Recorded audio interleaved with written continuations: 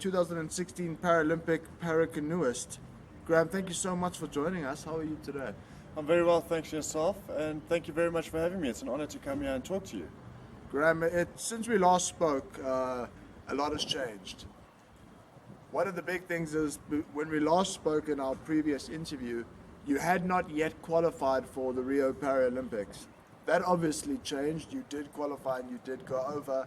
Let's talk a little bit about the training. Once you did qualify, obviously things would have changed. What exactly did change in terms of your training? Well, I upped my training regime. I started putting in a lot more hours. I relocated from Johannesburg to Pretoria to start working with a coach. I was very fortunate enough that work gave me the time to be able to do so.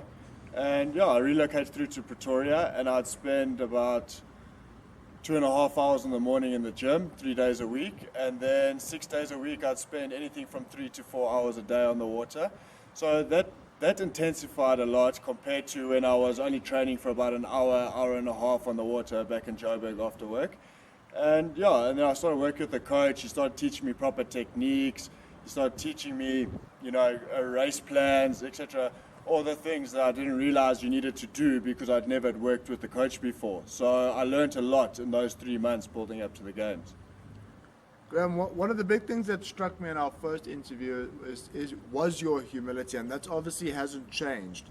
And you said to me back then that you're just going to take whatever comes and you're going to take it as it comes. Now, obviously, when you were qualified, not only did your training have to change, but your eating as well, because you had to start eating better. Yeah, I wouldn't say my diet changed drastically. I've always been a very healthy eater. I don't go do the takeaways every day. I might treat myself once a month to takeaways, etc.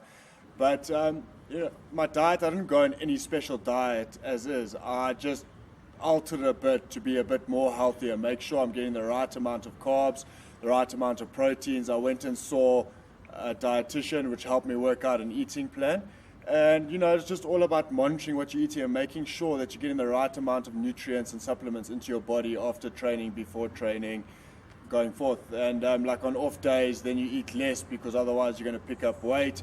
And you're always trying to lose weight and be as light as possible. So you just have to watch what you eat at the end of the day. Let's move on to the Paralympics. Let's talk about your journey to get there once you left South Africa, arriving, seeing the Olympic Village. Talk us through that experience. Start right at the beginning. The whole South African team met at Birchwood Hotel in Boksburg, and right from then on I knew it was going to be an amazing experience because you've got athletes from various sporting codes. They're all positive in life. They've all been through their own drama, and they were all just so go-getters. And I knew just from when I met them for the first time, I knew that this is going to be a really cool experience. And what was really nice about it is meeting people from different sporting codes. Normally, canoeing, you're just with canoeists. You never meet someone from tennis, athletics, etc. So I got to meet a whole bunch of new people and make new friends and make new connections, which is always good to do. And so then we went to the airport. And there was a send-off party there for us at the airport with the media and all of that. And it was just such an overwhelming experience. I've never experienced anything like that in my life. And it's nerve-wracking, coming in there being center of attention. I don't really enjoy being center of attention as well. So I had to be pushed forward a bit to go and mingle with the people and get used to it all. And I suppose it was a good way to, get used to what it's going to be like in Rio. Because Rio was absolutely insane. Wherever we went, people wanted to talk to us. They wanted to know, the people, the citizens of Rio were very friendly, and they all want photos with you. Plus, you have the media wanting to ask you everything. And so when we flew and we landed in Rio and went to the Olympic Village, everything I had expected it to be, this was 100 times better. It was bigger, better, nicer. It was just actually insane. It's very difficult to explain the feeling that you get being there. And I think it's an honor to be able to experience that, and because you never know when you'll be able to do it again. Definitely, Graham. Let's talk about a sad part of Rio. you participated in a heat, and then you were disqualified for your boat being underweight. Talk us through that. What exactly happened? What went wrong? Yeah, when you lie in bed at night and you're planning for the race tomorrow, you go through everything in your mind that can go wrong and possibly will go wrong. And that was one of the things that definitely didn't cross my mind.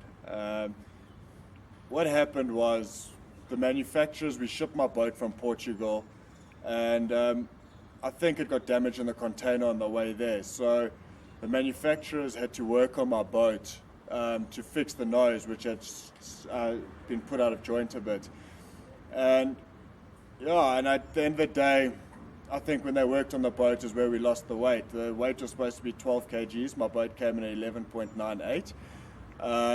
And, the problem is they worked on my boat after we had been through boat control. And, learning lesson learned.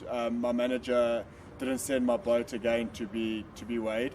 And, we should have double-checked things. And we've learned the lesson from it. And we're just going to go forward and take it as it comes and carry on. You can't change the past. I'm disappointed about what happened, especially from the fact that I didn't get to show the world my capabilities. And but what's happened in the past you can't change. So I'm focusing on the future now and looking forward to trying to get through to Tokyo 2020. Well, let's talk about that, because as you've said many times before, you are still a newbie in para-canoeing. What are your aspirations outside of obviously qualifying again for the 2020 Paralympics? My aspirations are next year I'm going to go out and actually prove to the world what I'm capable of. I would like to get a podium position at whether it's won the World Cups or World Champs, but I feel that I need to go out there and prove that. So, training, I'm not going to do such high intensity training as what I did, but I'm going to still carry on training hard 6 days a week and just start working from World Cup to World Cup and then look at World Champs and then take it year by year. It's very difficult to plan 4 years ahead. It is my end goal, but a lot can happen between then. So I'm just going to take it year by year and just try to get better, faster, and just get out there and become number one in the world.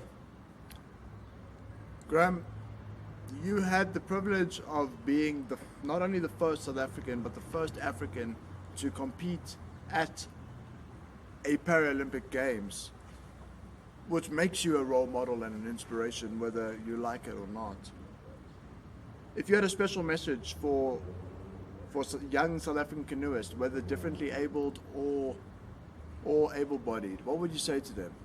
What I'd say is, one thing with canoeing is the more time you put on the water, the better you'll become. I don't think there are any sports out there, but you cannot just get on a boat and expect to be the best. The guys that are number one in the world at the moment are training 6 hours a day on the water, between gym and water, etc. And if you committed, you'll make it. You've got to stick it out. You're going to get disappointments the whole way. And it's how you deal with those disappointments that happen determines how the outcome is going to become of your paddling career or your sporting career.